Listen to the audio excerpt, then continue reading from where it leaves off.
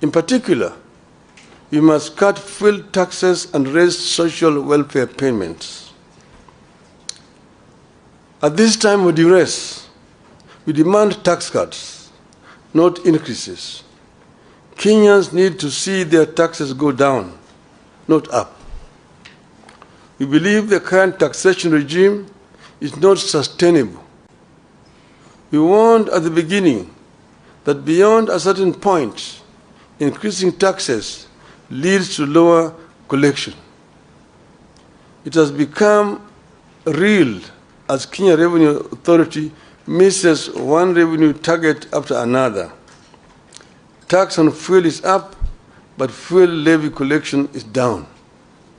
We were doing this as a result of our experience when we formed government under NASA.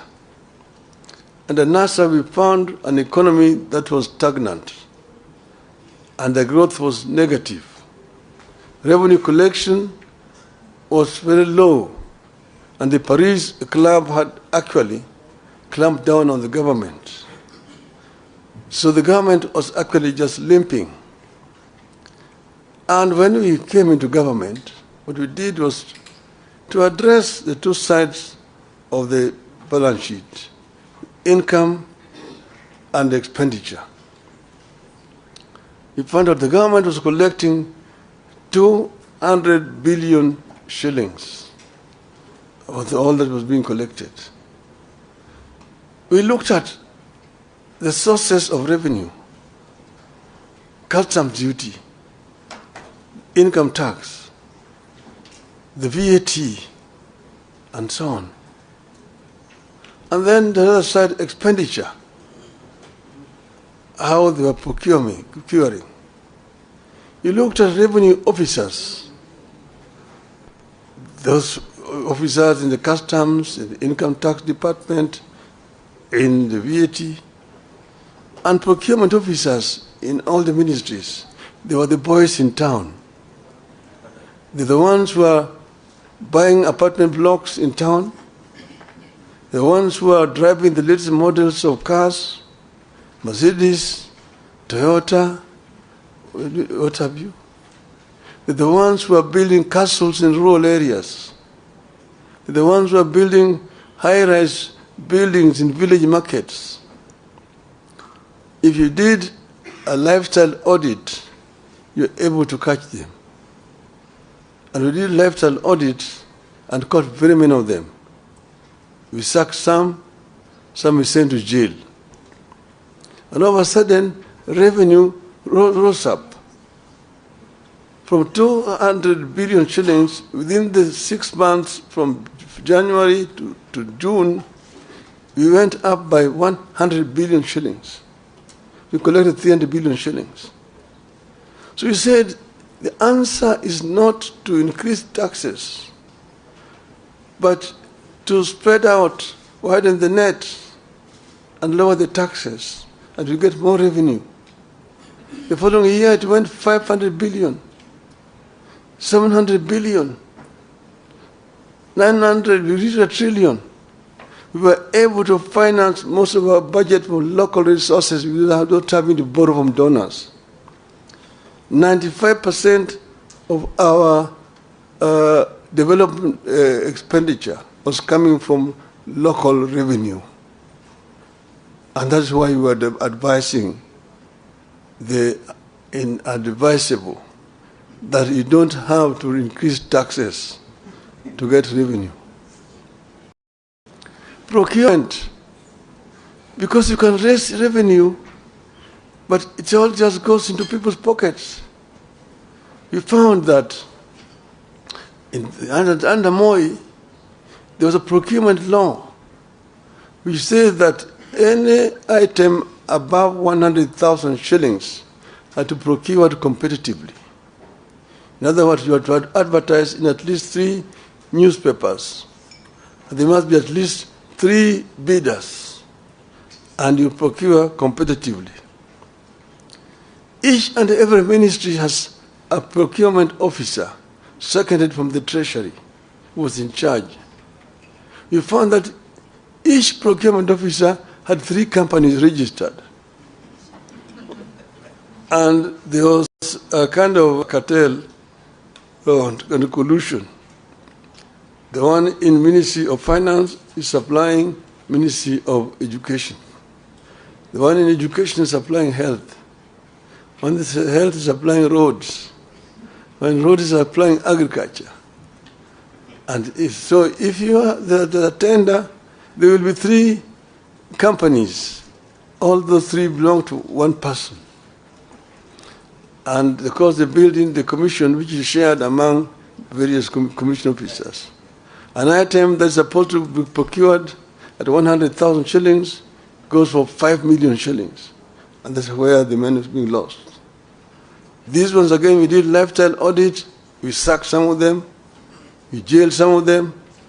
The government was now procuring competitively. And that is how we manage that economy. So you need to stimulate production. Interest rates need to come down in order to stimulate economic activity.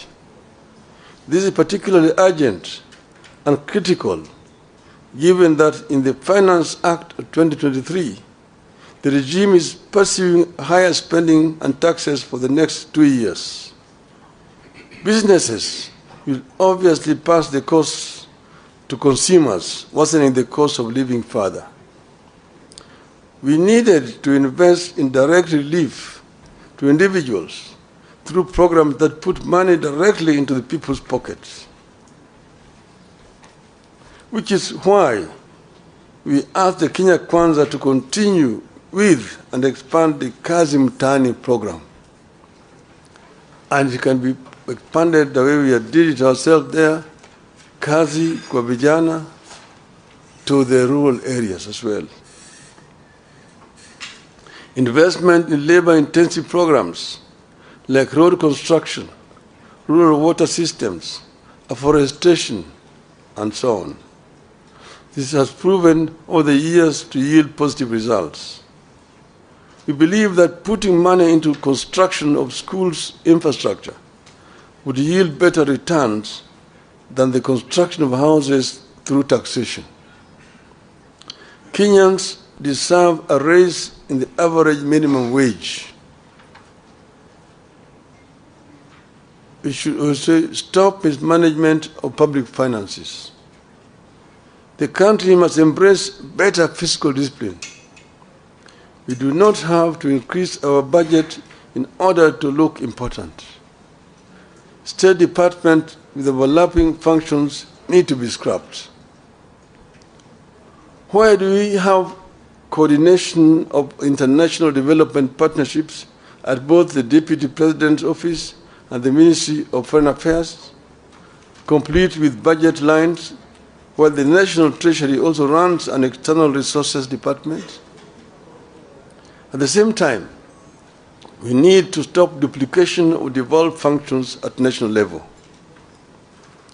You have a situation where the national government is competing with the counties in several other functions which are constitutionally devolved, like health, like agriculture, like water, and so on. Why should the national government be the one procuring fertilizers and distributing it to the county government when agriculture is devolved? How about drugs and so on? A few weeks ago, the Controller of Budget told the country that the National Treasury over-budgeted salaries of state officers, including hers, by 3 times, leading to the loss of over 1 billion shillings. The Controller of Budget detailed how the Treasury has been over-budgeting salaries of senior government officials through the consolidated fund services. So far, nobody has been made to bear responsibility for this budgeted corruption. We know very well that regional authorities duplicate county functions. Where do we retain them? Complete with budgets. To those doubting Thomases within the regime, these measures above will release the estimated 500 billion shillings required to bring back the economy on an even keel. Realistic debt management. Currently, Kenya is caught in a debt rut where it has resorted to borrowing more to repay debt. It makes no sense to us to borrow more to repay debt when debt is already too high. It amounts digging when you're already in a deep hole.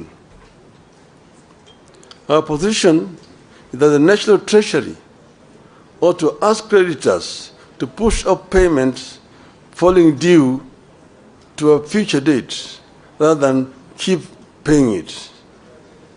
This is what people do when they have a crunch in their finances, but know they can pay later when their income is higher. Rescheduling debt is not at the same time as the same thing as debt default. People default when they are bankrupt. Kenya is not bankrupt. Kenya should not default. By rescheduling debt payment falling due, the government can forgo punitive taxes and create room for critical social and economic spending. In conclusion, 1 year on since the inception of new government, this is the time to reset the economic policy broadly. And you're not going to set this broadly by mere rhetorics, by talking and making promises to the people, empty promises. The